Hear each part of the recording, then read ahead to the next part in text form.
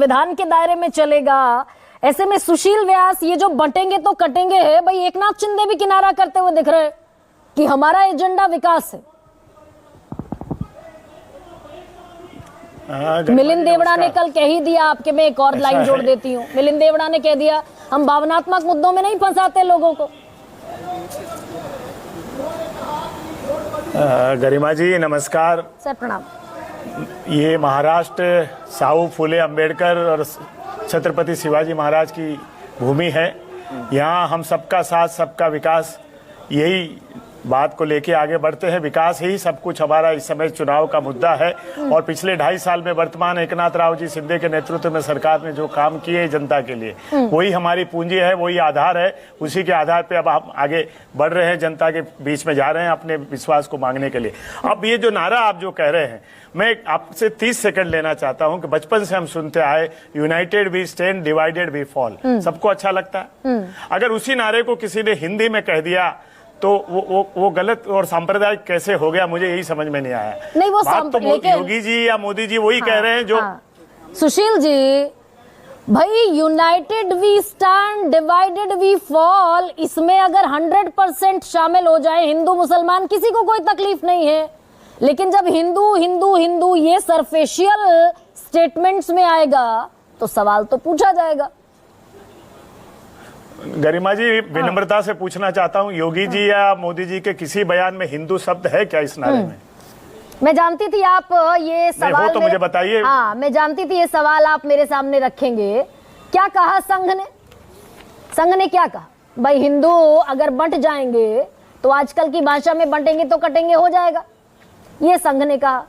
प्रधानमंत्री ने कहा कि भाई जिस तरीके से कांग्रेस लड़ाती है उनका वोट बैंक एक रहेगा, बाकी लोग बंट जाएंगे।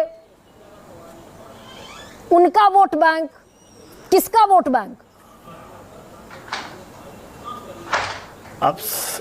अब संघ अपना एक अलग संस्थान है, वो उसका जवाब उनके जो प्रचारक हैं या जो उनके प्रमुख हैं वो लोग देंगे। हम इस समय राजनीतिक मैदान में हैं।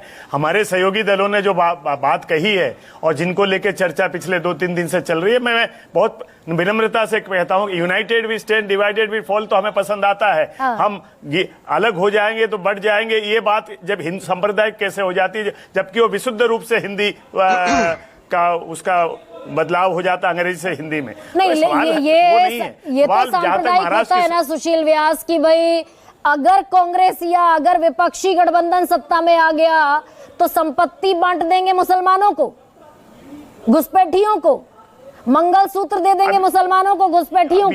ये तो सांप्रदायिक होता है ना।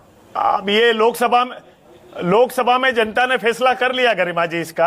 ये लोकसभा के दौरान आदरणीय मोदी जी ने कहा था और उसका फैसला जनता ने पुनः हमको तीसरी बार सत्ता में लाके फैसला जनता ने दे दिया। अपना हमको जनादेश मिल गया, हम सत्ता में है तीसरी बार लगातार देश की सरकार चलाने। 303 से घटकर 240 आ गए, जनता ने दे दिया।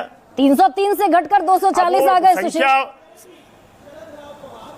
अब ऐसा है कि 272 होना चाहिए बहुमत के लिए राष्ट्रपति भवन में जाकर शपथ लेने के लिए, हमारे पास 293 है। तो और जिनके बल पर 293 वैधानिक तरीके से शपथ ग्रहण करके, जिनके बल पर 293 है, सब मुख्तलिफ खड़े हुए नजर आ रहे हैं। चंद्रबाबू नायडू के 16 सांसद हैं, नीतीश कुमार के 12 सांसद है। उनकी पॉलिटिक्स बिल्कुल अलग। वो कह रहे हैं हिंदू मुसलमान हमारी 2 आंखें हैं, वो आरक्षण दे देंगे 4% मुसलमानों को। विचारधारा अलग नहीं, ऐसा है कि क्या चंद्रबाबू नायडू और नीतीश कुमार के दल हमारे साथ प्री पोल अलायंस में नहीं थे क्या? वो ऐसा तो नहीं चुनाव के बाद हमारे साथ आ गए और हमने सरकार बना ली भाई। लेकिन ये बताइए, लेकिन प्री पोल अलायंस में हमारे साथ थे, हमारा गठबंधन था। बिल्कुल ठीक है भाई। प्रधानमंत्री मोदी ने क्या कहा? मुसलमानों को धर्म के आधार पर आरक्षण नहीं दिया जा सकता, गैर कानूनी है।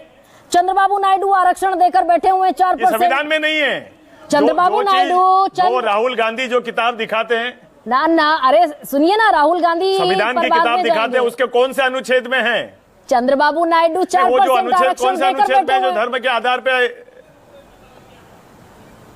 नहीं, वो तो हम यही जानना चाहते हैं कि संविधान के कौन से अनुच्छेद के अनुसार धर्म के आधार पे आरक्षण दिया जा सकता है? भाई सहयोगी, आपके सहयोगी दे रहे हैं चंद्रबाबू नायडू। अम्बेडकर का नाम लेते हैं, संविधान की किताब दिखाते हैं। वो हज सब्सिडी भी देंगे, तो वो 4% आरक्षण भी दे देंगे और साथ भी रहेंगे। गरिमा जी, मैं विनम्रता से एक चीज फिर पूछना चाहता हूं कि हज की सब्सिडी की इतिहास में पहले कभी दी नहीं गई थी क्या?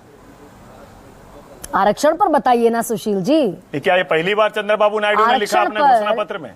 आपने कहा आरक्षण गैर कानूनी है, मुसलमानों को नहीं दिया जा सकता धर्म के आधार पर, किसी को भी नहीं दिया जा सकता धर्म के आधार पर। मैंने मुसलमान नहीं कहा, मैंने कहा धर्म के आधार पे नहीं दिया जा हाँ बिल्कुल, लेकिन चंद्रबाबू नायडू तो देकर बैठे हैं 4%। सकता। अब उसका जवाब चंद्रबाबू नायडू के प्रवक्ता को बुलाइए, वो डिटेल में देंगे। आप ही ने कहा, हमने बुलाया था। यही तो कमाल की खूबसूरती है पॉलिटिक्स की।